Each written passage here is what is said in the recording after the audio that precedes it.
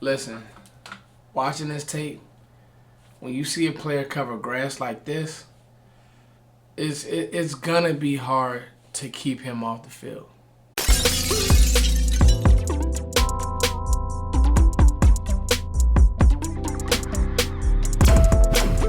So, it's your boy Foots here, guys. Thank you always for liking, sharing, and subscribing. We're keeping right on along with this Camp Battle series. And I want to talk linebackers for a second. Now, my theme throughout this whole offseason is this Cowboys defense is really good and it's a better position group than the Cowboys offense. But that doesn't mean that the Cowboys don't have their question marks at certain positions. And it's really only one position group. When you look at the linebackers, that's the only one that I say, I don't know. Like, there's no Sean Lee. There's no guy. Leighton Vander Esch is really good and was really good in spots, but you don't look at him and say that he's an all-pro or a Pro Bowl or anything like that. Micah Parsons is what he is, guys. We all know that he's a defensive end. He'll play in the middle of the defense to blitz and create certain matchups. But Micah Parsons is your D-line, spectacular. Your defensive ends, amazing. Your safeties, flat out amazing. Your corners. It's amazing how you were able to flip, and we'll talk corners. You were able to get DaRon Bland after going out and searching for Nashawn Wright and Kelvin Joseph, who were both duds. But you were able to get DaRon Bland, and he turns into it. But the only position group that I can honestly say that, I wouldn't say it scares me, but it makes me say, I just don't know, is the linebacker core.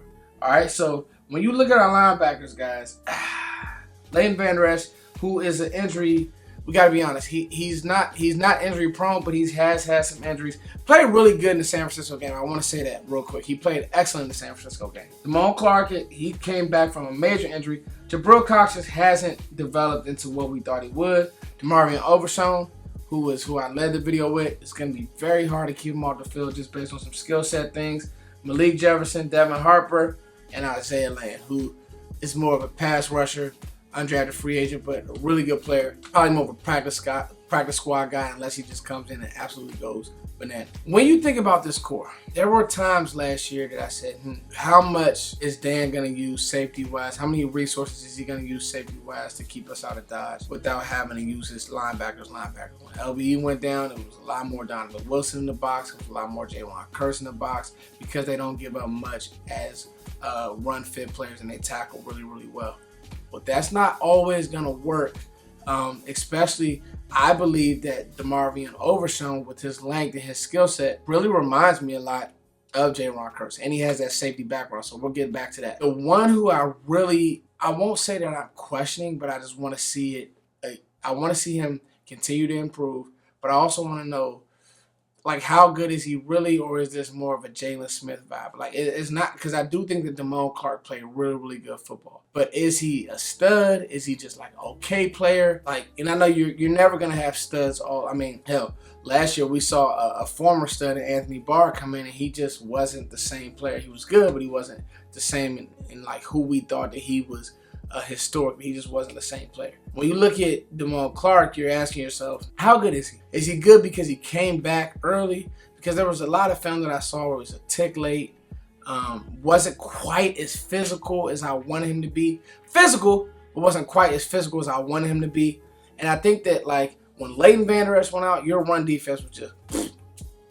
And all of that isn't on your defensive tackles. Like, all of that isn't on those guys. Oh, yeah, they got to eat up double teams. That's not all on them. Some of that, these linebackers actually need to fill gaps. They need to come down here. They need to be physical. So that's really the question mark that I have for the guys that are on the team. Now, when you look at a player who I think Dan Quinn will have a plan for and may be one of these safeties replacement is DeMarvion Overshawn. You watch the TCU game and you watch the Oklahoma game. His skill set is not sitting in the middle of the defense, read, react, call the defense, the whole nine, be a true Mike. That's not him. He is a will. He's an outside linebacker who is, if he's freed up, he can run to the football. That's who he is. That's who he needs to remain being, and that's what I think that he's going to do well. He is also a great player. He reminds me a lot of three people, okay? Telvin Smith. You're going to say, first, Telvin Smith wasn't that great. He reminds me of Telvin Smith, all right?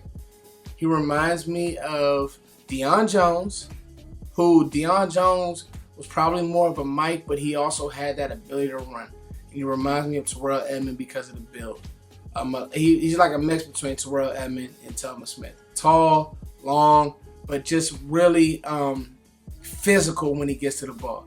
You watch the TCU game, when he gets to the football, he's trying to finish you. Now, he missed a lot of tackles because I don't know at Texas just how much he worked on wrapping up the details, tracking near hip, all that type of stuff. But I really do believe that it's going to be hard to keep him off the field because that's what Dan Quinn designs. Like, he designs and works on guys getting freed up. That was part of the intrigue with bringing in Micah Parsons and why Micah Parsons was so good year one, because they were just able to free him up. And obviously he was able to be a pass rusher, which nobody but Dan Quinn saw that coming. But the point is, Dan Quinn has that foresight with certain players, say, you can do this with this player and he'll be really good at it. Again, I think that Overshawn will be really, really good at lining up opposite of the strength and knifing through the defense. That's what he's going to do well. That's what he did well in college. I think that's what he's going to do well in the pros.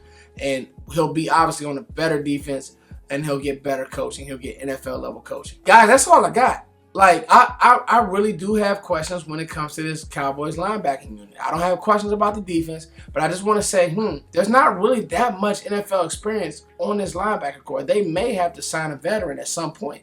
So what do you guys think? Are we good? Are you guys expecting the big second-year jump from Damone Clark? I'm not writing Damone Clark. I think Damone Clark can play, actually. I think he's a stud. But there were times as I rewatched these games where I'm like, the fit was a little slow. He didn't feel properly. And then you got a guy like Jabril Cox who just hasn't came on. Is Devin Harper a dark horse? Is somebody else a dark horse? You guys let me know. It's your boy Foots as always. Thank you guys for liking, sharing, subscribing. Camp Battle Series. I'm working double overtime for you guys. Camp Battle Series. I got more stuff coming. I think I'm going to do DBs and corners together. We might got to do tight ends too. If y'all want me to do tight ends, let me know. It's your boy Foots as always. Thank you for liking, sharing, subscribing. We'll be here soon. We'll be here before you know it. Peace.